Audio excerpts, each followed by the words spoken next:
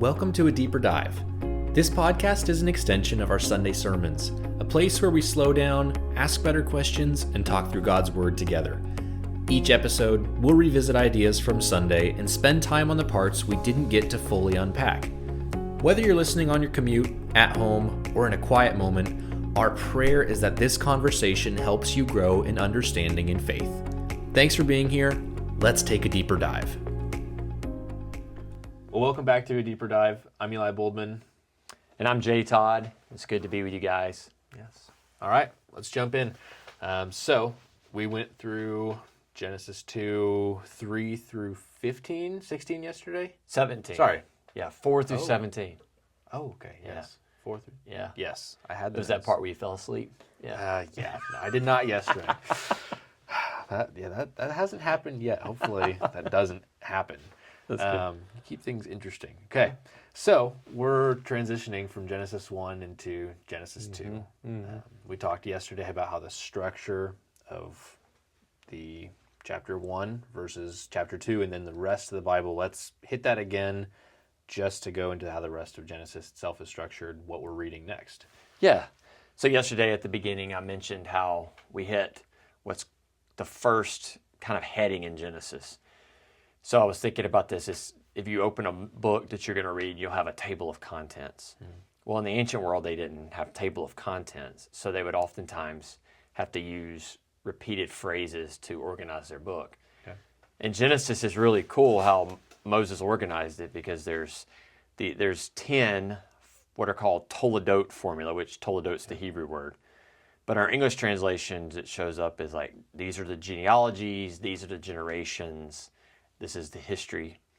So our first one in Genesis is in 2:4, where the ESV says these are the generations of the heavens and the earth. Yeah.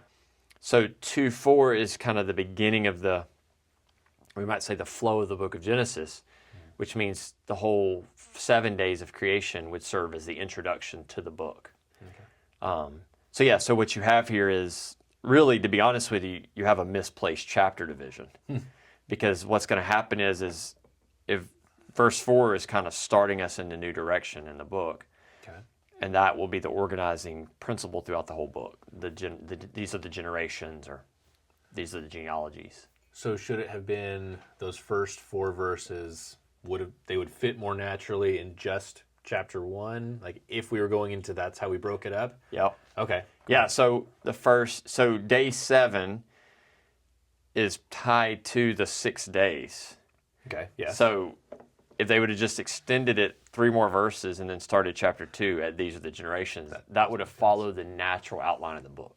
Okay, so where did the chapter divisions come from then? Well, yeah, this is good. I'm glad you asked that question. Because the chapter divisions and especially the verse numbers were not part of the original manuscripts. So they didn't have that when Moses wrote the book. Okay. So we're not saying Moses made a mistake.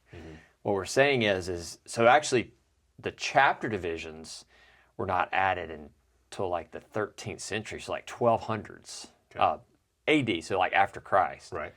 And then it wasn't until like the 1600s that the actual verses were numbered. Okay.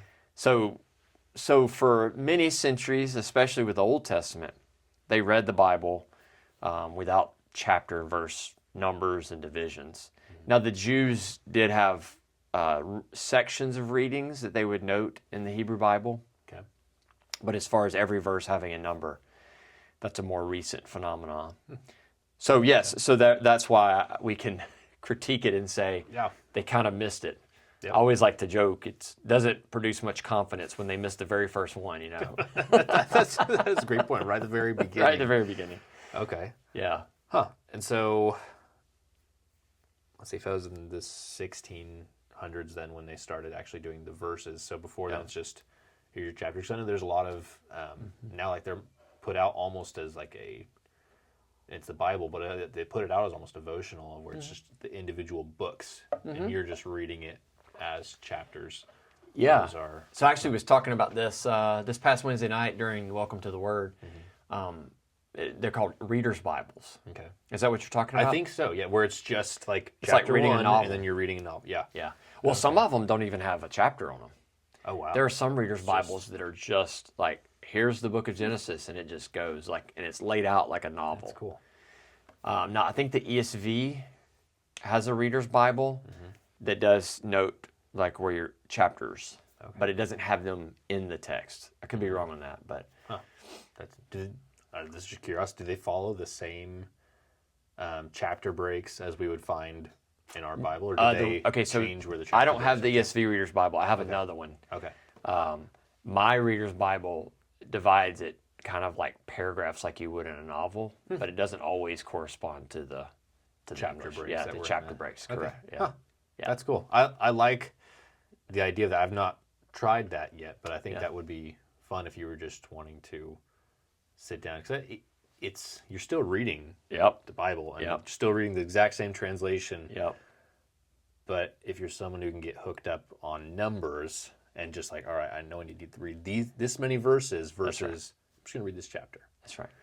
That would be a useful resource then. Well, one of the points I made Wednesday night to the Wednesday night and teaching is that what a reader's Bible does is it makes it flow better, so it doesn't feel so chopped up. Right. And oftentimes you end up reading more because when you don't have the natural chapters or verses breaking it up, you just kind of get caught in the story. It's like a good book. You just keep reading. That's cool. So there are some really nice advantages to a reader's Bible. Yeah. It clears up a lot.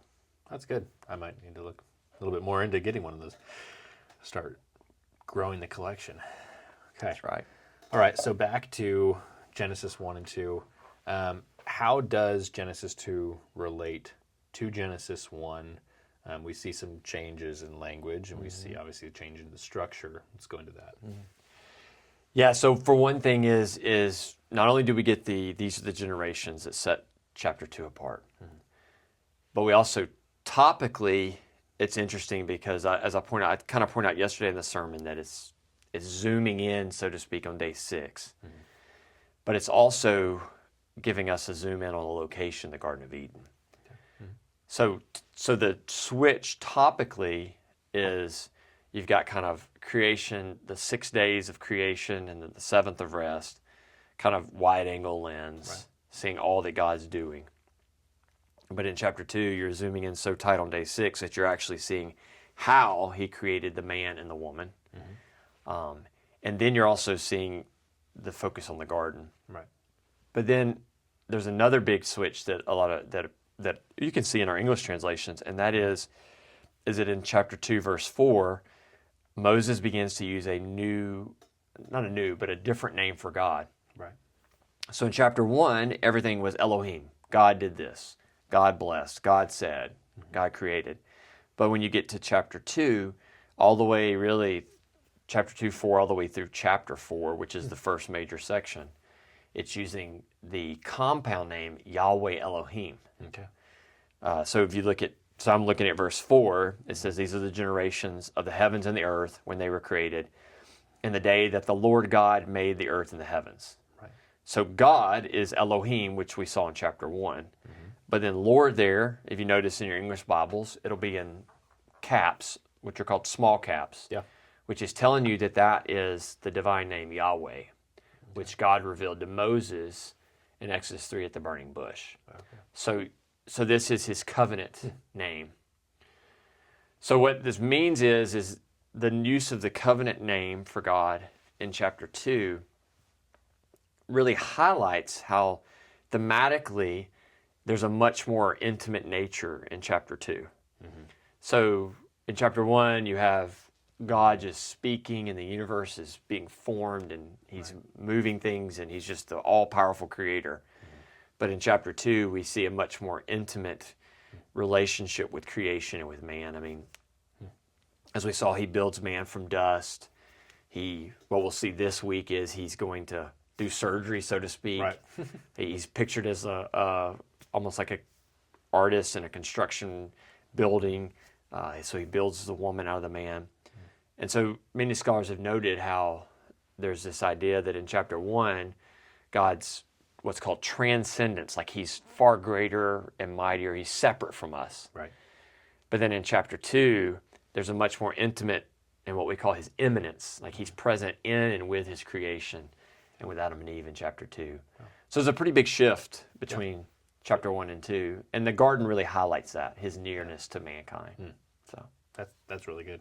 Just I think as you said, like the imminence of just he's now we're zooming in so closely into personal, like God, this is our Lord, versus the all powerful creator. And he's still obviously the same, but just absolutely, that's good. I didn't know the difference there. Yeah, like we said yesterday, his character doesn't change, but there's different, we might say, emphases in different parts of the Bible. Right.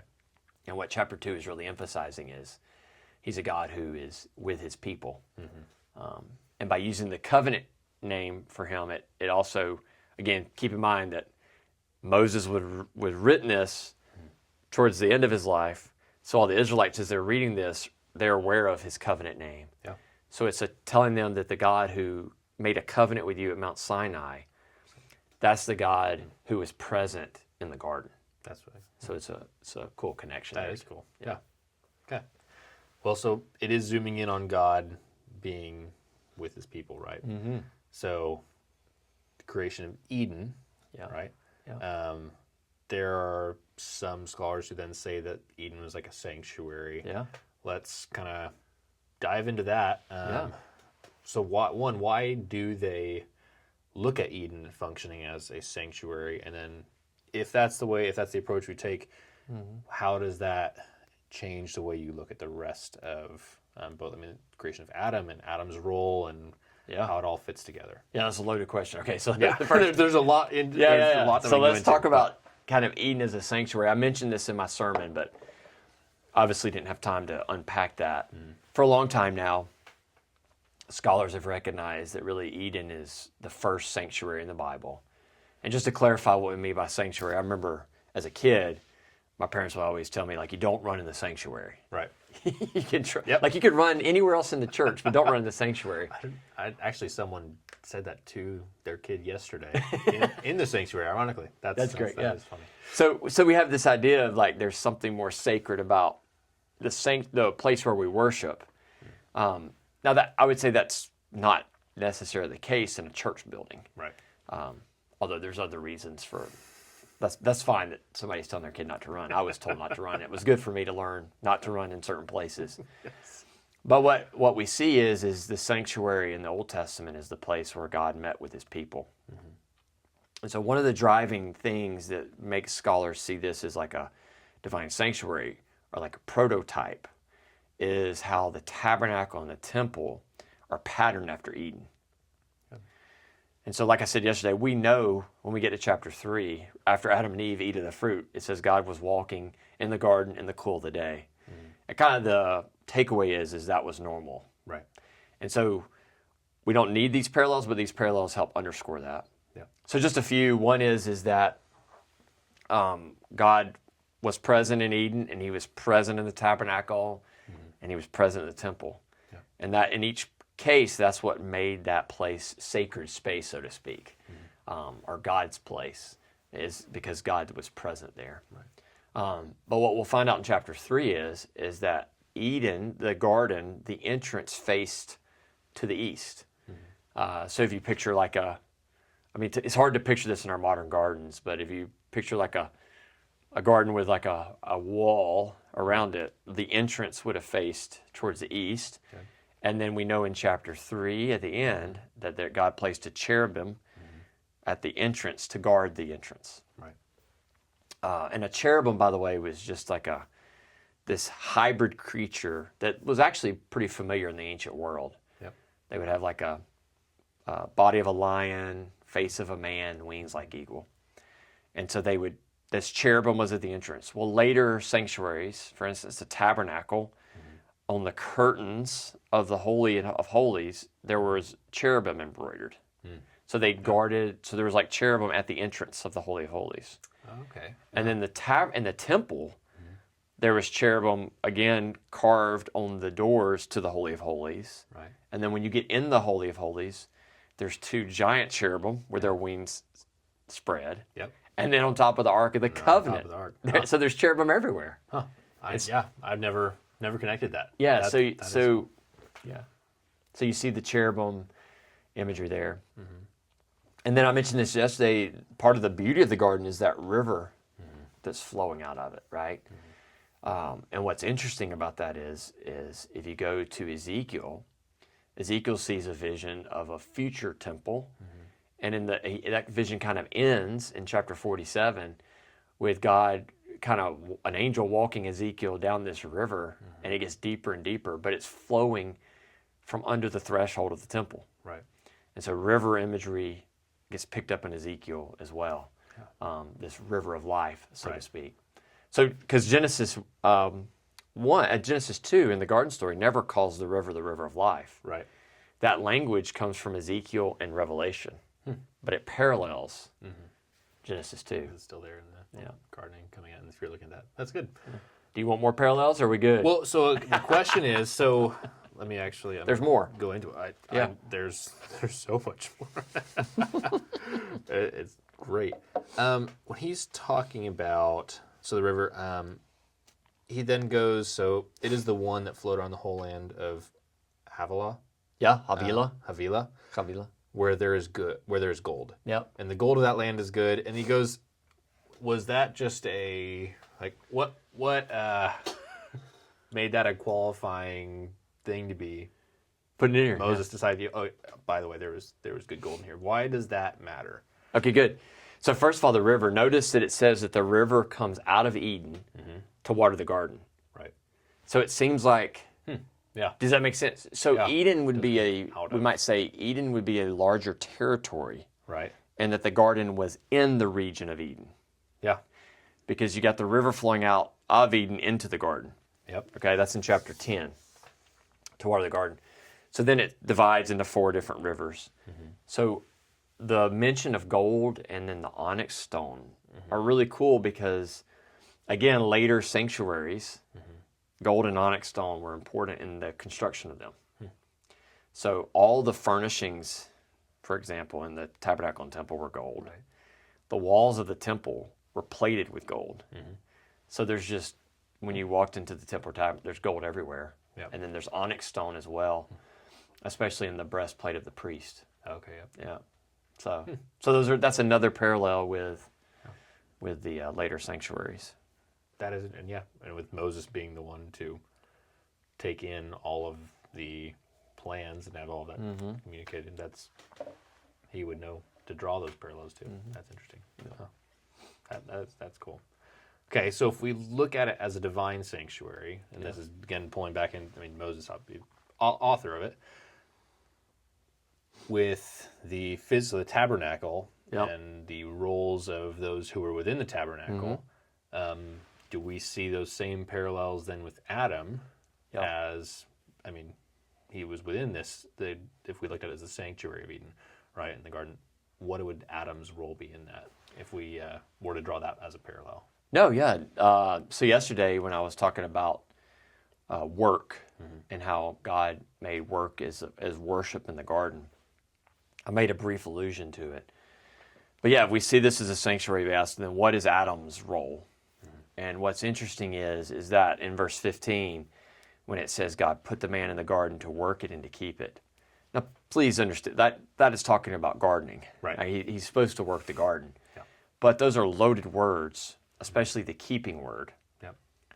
Because the cherubim in chapter 3, when God boots Adam and Eve, and he puts the cherubim, is the same word there, that the cherubim was supposed to guard the entrance to the garden. So that's the word keep, is to guard. Okay. Yep. And you see this later in Numbers, the priests are supposed to guard the sanctuary. Right. From anyone that's not supposed to enter coming in. So you see a parallel there between the cherubim and the priest. So yes, so the words work and keep are used several times in Numbers to describe what the priests were to do in regard to the tabernacle. Right. So again, this is pretty common, is to see Adam's role in the garden is almost a priestly role. Yeah. So that's where work is worship. That's given, but it makes it even more worship. We might say even more sanctified when you consider he had a priestly role in the garden as well. That's good. And I think just to clarify too, when we're talking about then the Garden of Eden, as divine sanctuary, we're not saying that, we're not replacing that it was a garden. Correct. We're just saying there's a bunch of parallels between the garden and the temple and tabernacle, right? Exactly right. So it's not replacing that. No. We're not taking away from the fact that it was a beautiful Absolutely. garden and all. Yeah. Okay. Yeah, and what we're saying is like, for instance, again, another parallel I didn't mention, the temple, for example, had palm trees and flowers carved into all the walls and all the doors. So it was so much a garden that the temple, when they built it, they carved it so it would feel like you're walking into a garden. Yeah. So in other words, the garden part is what carries over into the temple and the tabernacle. Yep. So that there's like it's not a real garden, but it's trees everywhere. So you walk into the same temple. imagery and just calls back into. You walk in the holy place and it's like, oh, there's a lot of palm trees on the wall here. Yep. So. Okay.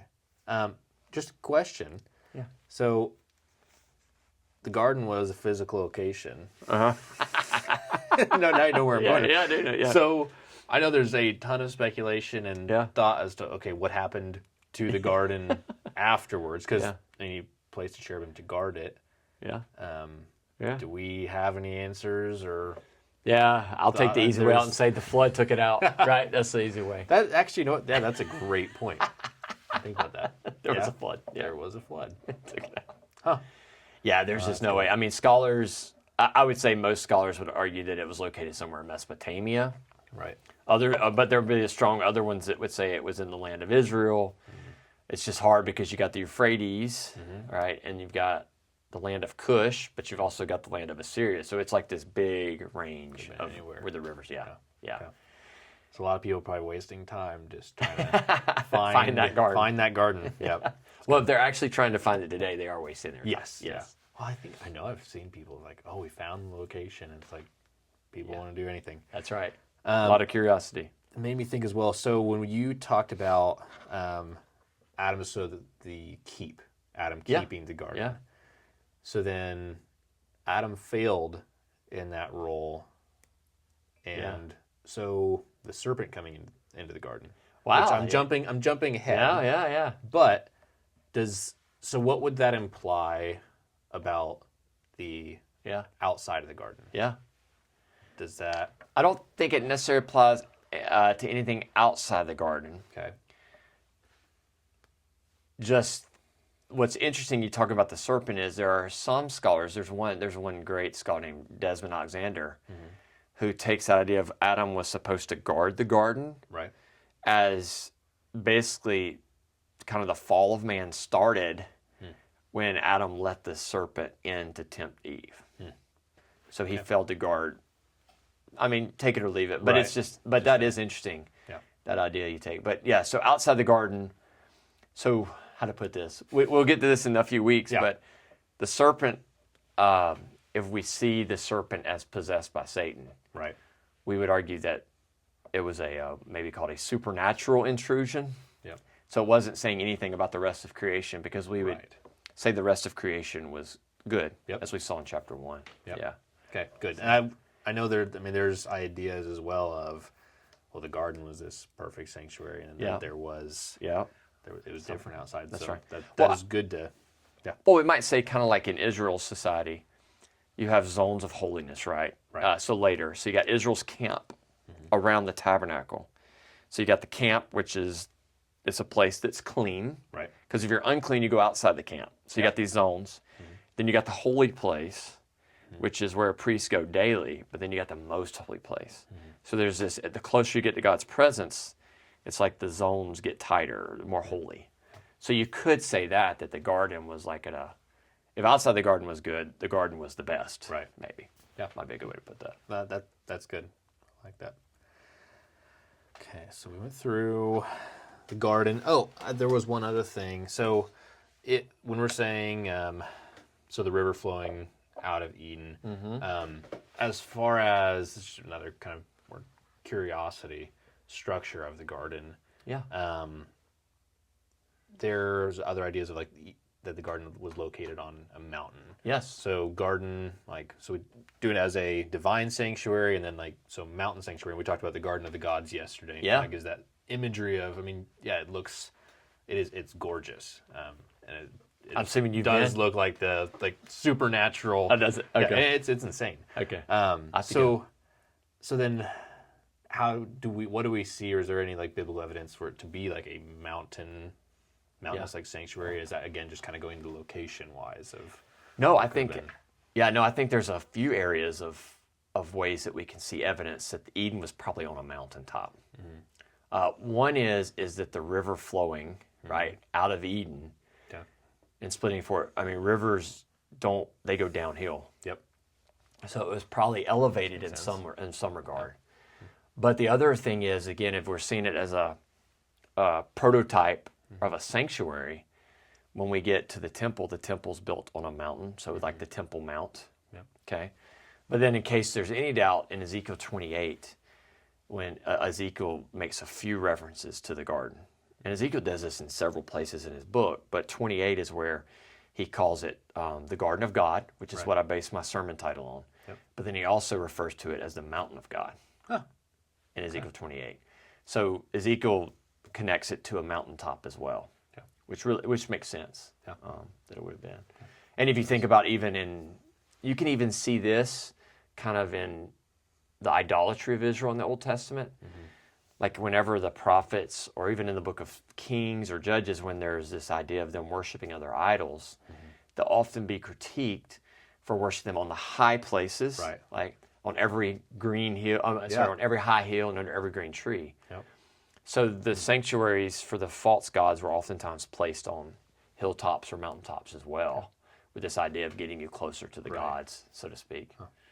Not to get too far in it, but it's kind of like Mount Olympus, right? The gods dwelt on the mountains. Yep. In Canaanite mythology, their gods dwelt on a mountaintop called Mount Zaphon. Okay. So this idea very common theme. God, that's where you want. Mm-hmm. That's interesting. And then one other theme. Sorry, I know you didn't ask for this. Nope. Isaiah 2.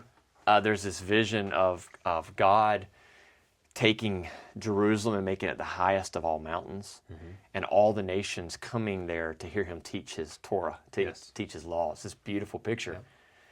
But again, even then, what do we see is that God's dwelling on the highest mountain, so all the nations come to him. That is neat. Yeah. Okay. So garden as divine sanctuary and mountain sanctuary, and what you went into yesterday more in depth, though, the garden as a gift. Just want to hit on that because that is a great point of he really could have put mankind anywhere, but chose absolutely, from the description, absolutely beautiful paradise for them, and just it's just it reminds us again. I think this is the point I was trying to drive home yesterday of God's over the top goodness. He truly, we talked about it a few weeks ago on the podcast. This idea of how, I think it was our first or second one. Mm-hmm. We were rookies back then. We talked about how we still are rookies, but we were talking about how kind of the Trinity, how the persons of the Trinity, there was this mutual love, the dance, like C.S. Lewis called it, and how God created the world of the overflow of His love, and we truly see that in the garden story. All these trees and all the fruit on the trees, and God's like, go enjoy it, just eat till you're full, but just don't eat that one. Yep. And so it is a testimony to God's goodness, and it's just a reminder of all the good things God gives us that we take for granted. Yes. He gives us a bountiful creation, a beautiful creation, and His goodness is all around us in everything we do. So. There was something we'd said yesterday. I was like, well, so as far as the gift, and then when you're talking about the tree, knowledge of good and evil. Yeah. I think that was just a good point of even, so that command that was given, which was the command before the fall. Yeah. And, which I didn't really make that connection until yesterday, but the command wasn't a take away from something. The command was completely just designed to protect. Yeah. I think the analogy you did with just a fish designed to live within water, and that's where it flourishes. We are designed to live within God's law, His commands. And that was just a great reminder too of like, oh, like these don't exist. And then reading through now, I mean, for those who are going through like the Bible recap of like Numbers and Deuteronomy, which we're going through now, of just, it means law after law, and the whole thing then is just designed, it's for their good. It's designed to protect them. It's interesting, like with a lot of the food laws that were, like, we can look at now and be like, well, they didn't have methods of cooking like pork, right, to a certain temperature, or keeping it at a certain temperature to avoid parasites, and just things that we can say, like, he was protecting them exactly from this. They may not have known that, but his command was designed for their protection. Well, that's like at the end of Deuteronomy, Moses tells the people, choose life today or choose death. And the choice is, are you going to obey God's commands or not? And so, that's the end of Deuteronomy, which parallels well Genesis 2, because, so remember we talked about, like, Genesis is the first book of the Torah. Yes. It's the first 5 books. So Deuteronomy is the last. So at the beginning and the end, you got this choice that Adam in Genesis 2 and 3, and then Israel at the end of Deuteronomy, they're given a choice: choose life or death, blessing or curse is how it's put in Deuteronomy on that as well. So that's good. Yeah, and again, I think it's funny. We think of negative commands immediately, but if you think about Genesis 1, God blessed the man and told him, be fruitful, multiply, and fill the earth. Positive command, right? Yep. Genesis 2, the very first command he gives Adam is go eat freely. Yeah. Like he says, you shall freely eat, or surely eat, like eat. Yeah. Which is like a dream, like, right? Just eat to your heart's content. So it's only after that we get the first negative, which is don't eat from that one tree. Right. But so it shows God's. That was good. No, it was just a good reminder from yesterday. Okay. So if we looked at Adam kind of in that priestly role, right? So, how does that role, if we're drawing that parallel, how does that connect to us today? Yeah. Well, it's great. So I would clarify just a little bit and say not only was Adam a priest, but if you look at chapter 1, to go back, there Adam and Eve were, after God creates man, he says, rule over, have dominion, subdue the earth. So there is also, they are the rulers. So in other words, Adam and Eve are, in chapter 1, they're king and queen. Right. Chapter 2, Adam's priest, and by implication, Eve's priestess, right? Yep. So what we see is this function of Adam and Eve as royal priest. So royal being the king, right, and then the priest being that. So if we kind of follow that through Scripture, when God gets to Mount Sinai with Israel in Exodus 19, he tells them that if they would obey that covenant that he was giving them there on Mount Sinai with all the laws that you were just talking about in Numbers and Leviticus and Deuteronomy, he told them if they obeyed it, he would make them a kingdom of priests, right, and a holy nation. Right. That was the result. Well, we know the rest of that story, right? And so Jesus comes along as our perfect priest king, our perfect royal priest. But then there's this really cool passage in 1 Peter in chapter 2, verse 9, where Peter is writing to the churches in Asia Minor. And he tells them in verse 9, he says, you're a chosen generation, a royal priesthood, a holy nation, a people for his own possession, that you may proclaim the excellencies of him who called you out of darkness into his marvelous light. So in other words, what Peter does is he uses the language that God gave Israel, and he says, that's you guys, you're the church, you're a royal priesthood now. Right. So this idea that we both rule and a priest serves to mediate. And so the idea of a priest mediating is, especially with Israel, would be mediating God's blessings to the nations. Okay. Yep. Right? Yeah. So that's, again, it hits us right where we're at, because it's showing how we are as God's people, as Christians. When we proclaim the gospel of Jesus Christ, how are people blessed? It's by believing in Christ, having their sins forgiven, and receiving his favor. So blessing is God is with you or for you. Yeah.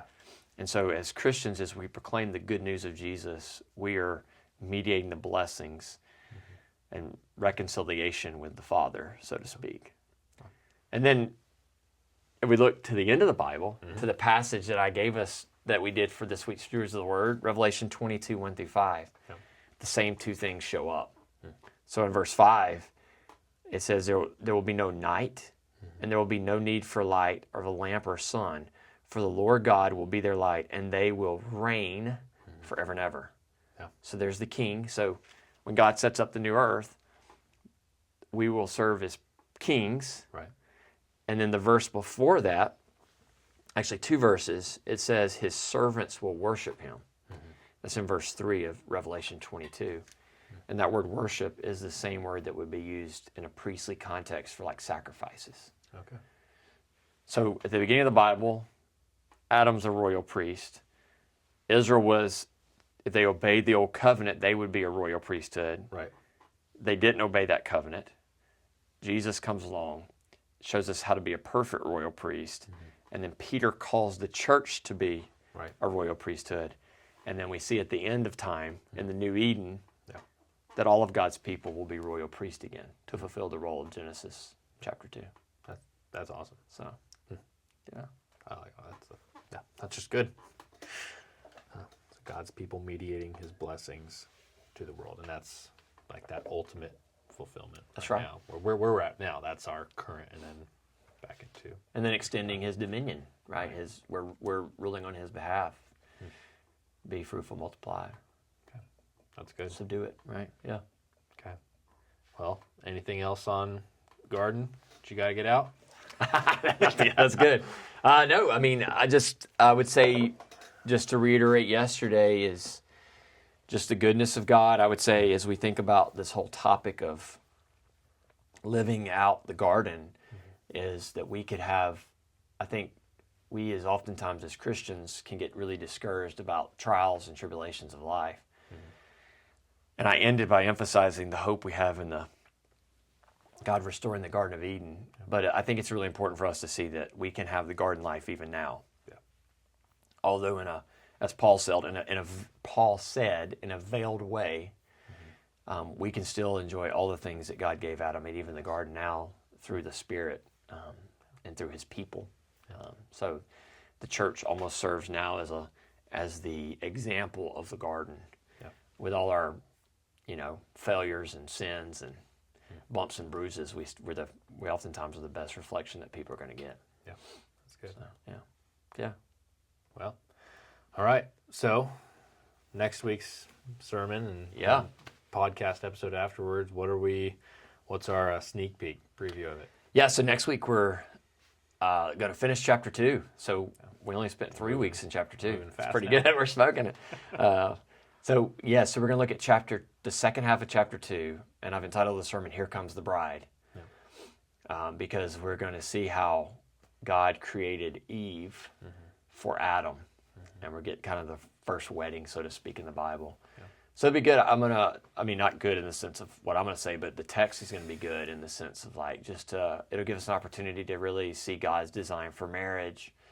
So I'm going to touch on marriage and talk a lot about marriage and some of the challenges that we have in our marriages, even in our culture. So like a marriage sermon, but good. Looking at the first marriage to see how God designed it. Okay. So that'll be fun. Yeah. Looking forward to it. Yeah. Jump in next week. Yeah. Thanks, man. Yep. Well, thank you so much for listening to A Deeper Dive. We hope that our conversations have been edifying as you continue to think about the passage that we looked at this past Sunday. Our prayer is that our discussions will help you not only gain a better understanding of God's Word, but that you will also fall deeper in love with Christ, and that your life will reflect Him more and more each day as we both have these conversations and look at God's Word together on Sunday morning. We hope you will join us next time as together we take a deeper dive.